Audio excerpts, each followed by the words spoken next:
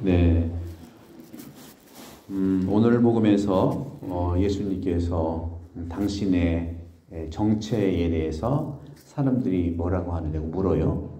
제자들한테 묻는데 첫 번째는 사람들이 나를 누구라고 하느냐고 물어요.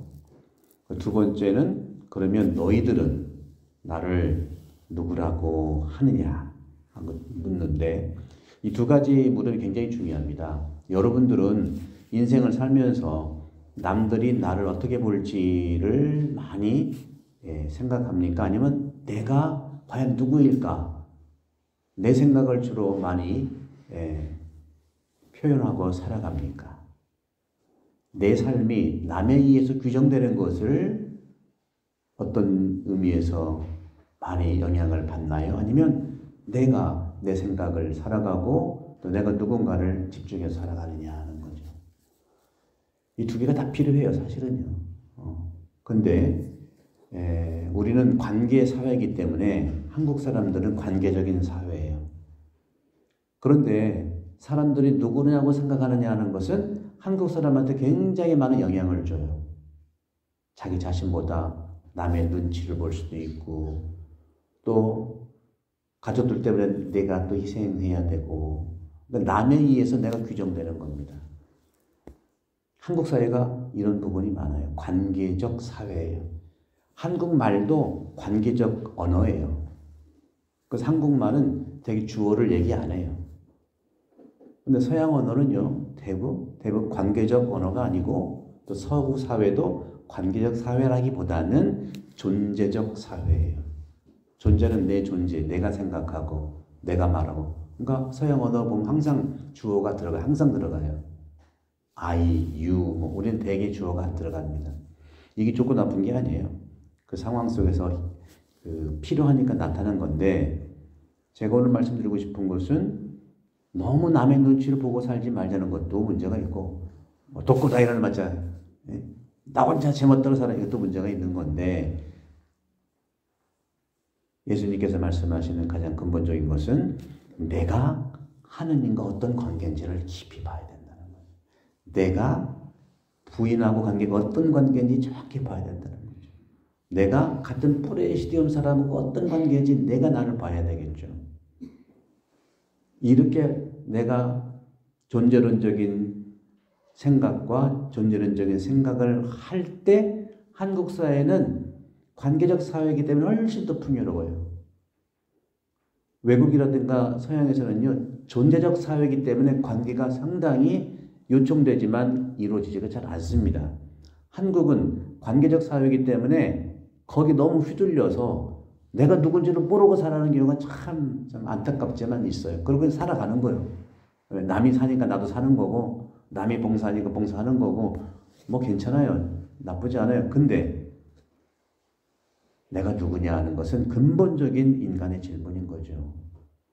여기에서 성경도 그렇고요, 그리스도교도 그렇고 영성생활 하는데 가장 중요한 영성생활은 뭐냐? 내가 나한테 질문하는 게 영성생활이에요. 남한테 질문은 두 번째입니다.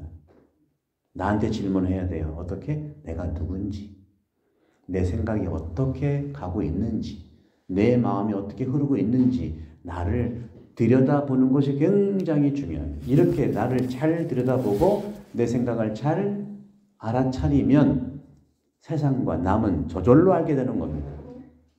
그런데 많은 분야에 여러 가지 어려운 이유로 남에 이끌려서 살다 보니까.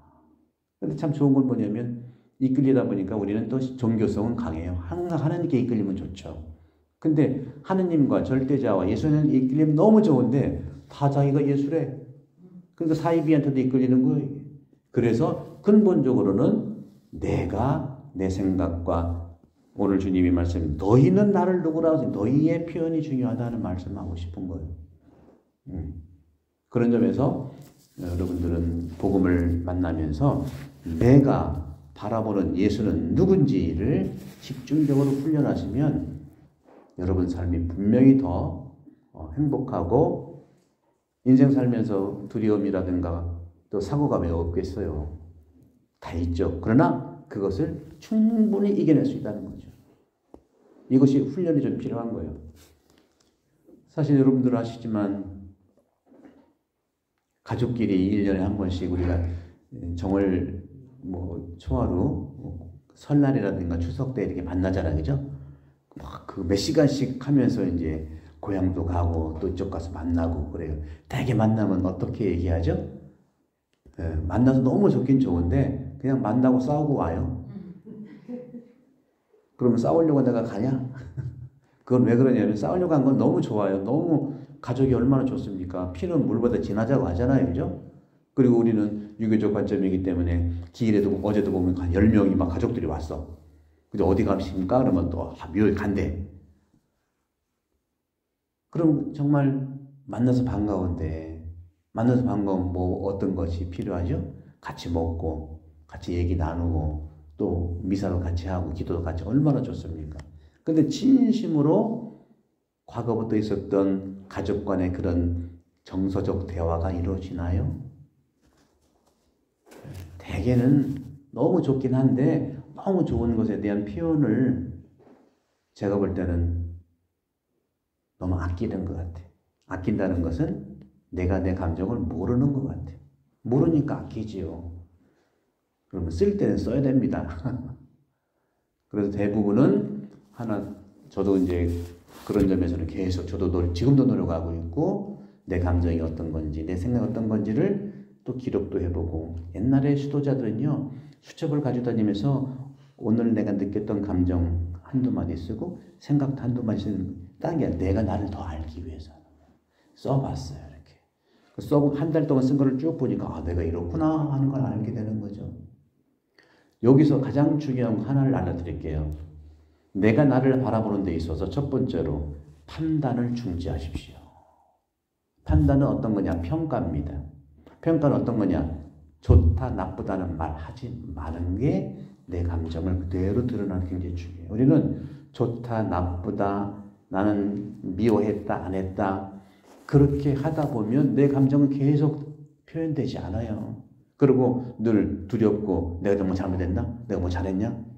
그렇게 하다 보니까 이 사회가 오늘날 저는 우리 사회가 참 안타까운 게 우리나라는 마음의 나라인데 다 법치 나라가 돼버렸어요. 무조건 고발하고 무조건 또 영향을 많이 받아요. 우리가 남북으로 이렇게 분단된 지가 한 오래됐잖아요. 그죠? 오래되다 보니까 영향을 1953년부터 받은 거예요. 80년인가요? 그럼? 70년. 70년을 남북한에서 대적됐으니까 서로 적개심으로 지금 영향을 받는 겁니다. 그게. 우리나라 군인들이 이렇게 했을 때는 군인의 영향을 받았고요. 항상 통치자들의 영향을 받는 게 백성이에요. 이자는 영향받지 말고 백성이 느끼는 여러분 마음을 표현하시고 여러분 생각을 표현하실 때 그게 이 사회가 법치는 필요해. 법은 필요한데 마음의 나라가 돼야 돼. 이게 하느님의 나라인데 하느님의 나라는 이루어지지 않는 게 아니라 우리가 안에서 그런 것이 많아요. 하느님은 우리를 창조할 때 그렇게 호락호락하게 약하게 창조하지 않았어요. 얼마나 많은 보세요. 우리 태안도 기름때도 다 벗겨냈죠. 물론 부작용도 없잖아 있었지만 하여간 다 벗어 무진장 이겨내는 게 우리 한국 분들이거든요. 그거는 뭐냐? 판단하지 말고 나를 얘기하는 거예요.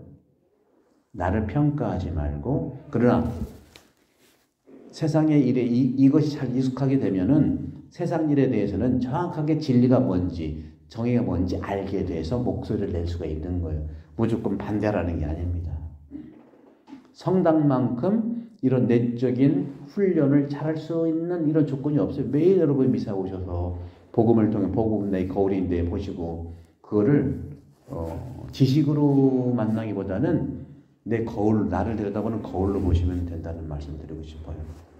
그래서 결론적으로 오늘 주님께서 베드로한테 정답까지 맞췄는데 사탄아 물러가라.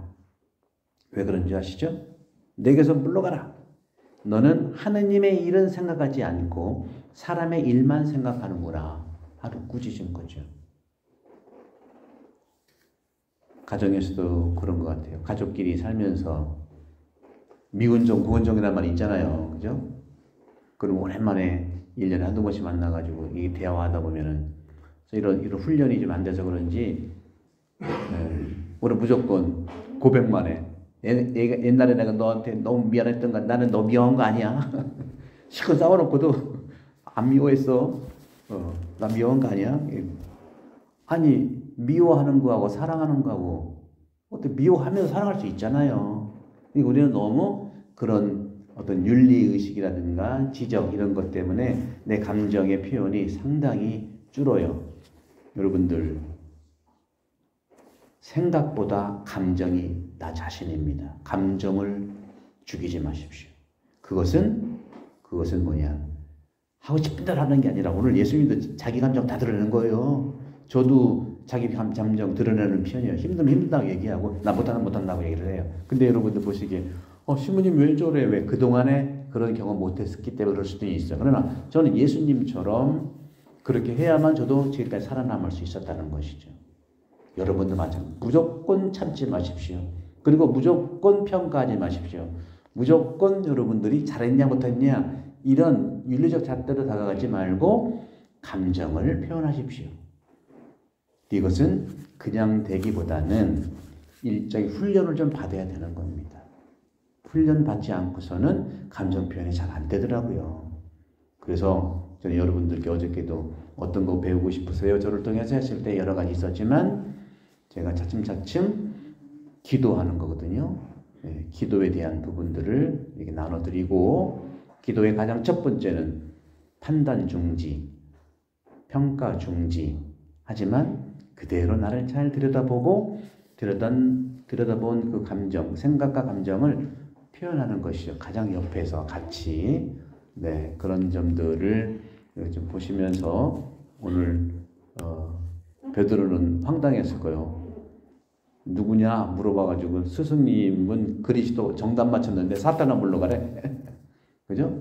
이것은 분명히 생각은 있었지만 정답이라는 건 있었지만 자기 감정에 대한 표현이 없었고 결정적일 때는 막았잖아요. 안 됩니다 하고 안 됩니다 하고 막았다. 그런 점들에서 오늘 주님의 축복을 받으면서 하느님의 일은 정확하게 보고 또 사람의 일도 정확하게 볼 수 있는 그런 은혜로운 시간 되기를 기도합니다.